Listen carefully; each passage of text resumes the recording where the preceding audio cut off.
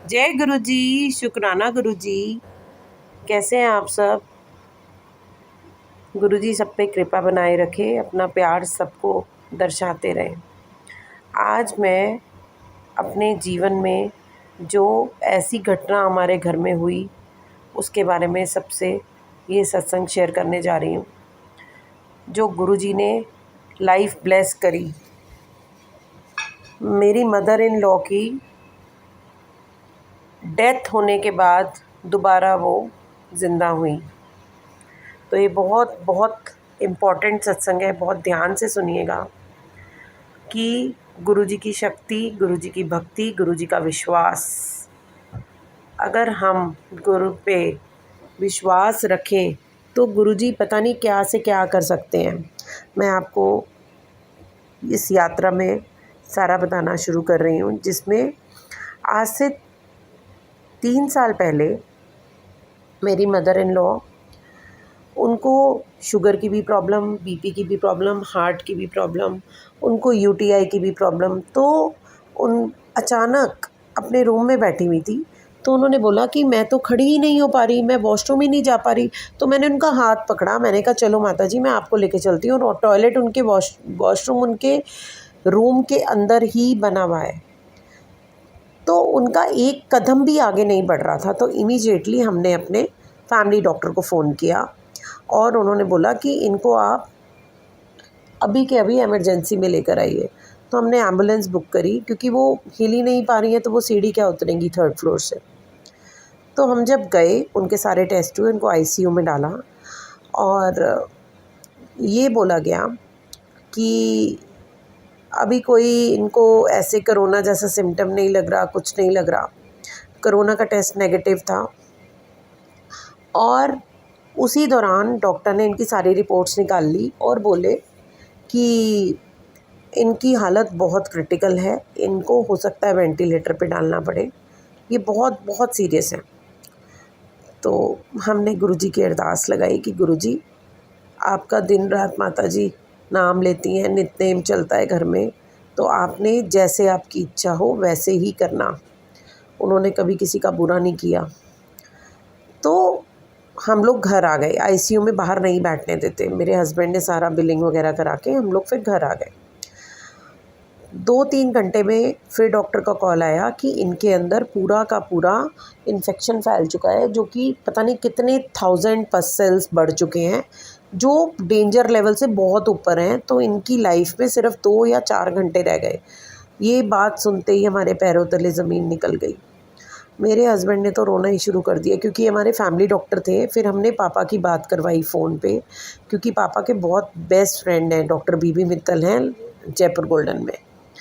तो उन्होंने बोला कि चावला साहब आप इनको फोर्टिस ले जाओ, कहीं ले जाओ, लेकिन जो मेरे हाथ में है वो मैंने आपको बता दिया है और ये बिल्कुल 100% ट्रुथ है कि कुछ नहीं रहा इनके अंदर अब।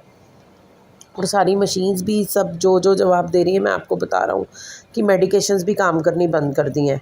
तो फिर मेरे हस्बैंड तो बहुत घबरा गए। यहाँ तक भी बात हो गई कि जब हम रात हुई, रात के समय ही ये हुआ और रात के 1:30-2 बजे तक मेरे हस्बैंड को नींद नहीं, मुझे नींद नहीं। हम लोग ऊपर छत पर टहलने गए, वहाँ मेरे हस्बैंड कह रहे कि हम इनकी आइज़ डोनेट कर देंगे, हम बॉडी को घर नहीं लाएंगे, क्योंकि उस दौरान कोरोना भी चल रहा था, तो बच्चे बहुत डर जाएंगे। मेरे हस्बैंड ऐसी ऐसी बात, मैंने कहा तुम ऐसी बातें क्यों कर रहे हो? तो मैंने जोत जलाई हुई थी गुरुजी की, और नीचे आके फिर मैं गुरुजी के आगे बैठ गई और गुरुजी को यही कहा, गुरुजी आपसे अरदास है, इस हंसते खेलते परिवार को चोट ना लगने देना, हमें तोड़ना मत। हमारी जो माला पिरोई हुई है ना, आपने सबको इकट्ठा रखा हुआ है, माता जी एक खिलौना है बच्चों के लिए, तो आप उनको तोड़ना मत। तो जैसे आपको ठीक लगे आप वही करना, उनको हंसते खेलते जीवन जो ब्लेस करना हो वैसे ही रखना। इतनी अरदास हुई और मेरी भी आंखों की झपकी लगने लगी। फिर मॉर्निंग में 3-3:30 बजे फिर फ़ोन आया हॉस्पिटल से कि आप लोग आइए। तो हम गए। उन्होंने ये बताया कि माताजी बिल्कुल उनकी ईसीजी की लाइन जो थी वो चली गई थी और बिल्कुल लाइन स्ट्रेट हो जाती है, तो वो स्ट्रेट हो गई और ज़ीरो। तो कुछ सेकंड्स तक ऐसे ही रहा, 30 या 60 सेकंड जैसे भी था, तो नर्सेज़ ने ये बोला कि इनको रैप कर दो, इनको लपेट दो, इनके घर पे कॉल कर दो कि शी इज़ नो मोर, अब ये नहीं रही।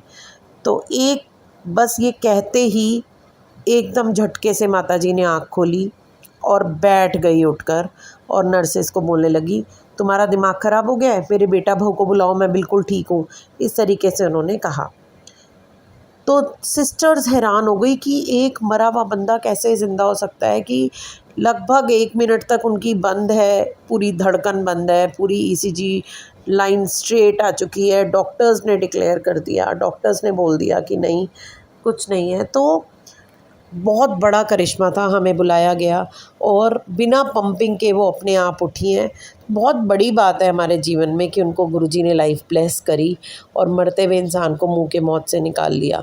तब जब डिस्चार्ज होने के बाद संगत जी, माता जी घर आती हैं। घर आने के बाद वो 2-4 दिन में नॉर्मल होती हैं, तो उन्होंने बताया कि उनको तो नहीं पता था कि मैं ऐसे करके उठी हूँ या कुछ करके। तो उन्होंने हमें घर में बताया कि सारिका, ऐसा हुआ था कि मेरे को एक लाल रंग के गोले के अंदर ले गए थे, बहुत गर्म गोला था, खींच-खींच के यमदूत लेके जा रहे थे। और जब वहाँ मैं पहुँची, तो पहुँचने के बाद वहाँ पर गुरुजी खड़े हुए थे और उन्होंने बोला, तुम गलत बंदे को ले आए हो और वापसी इसको छोड़ कर आओ।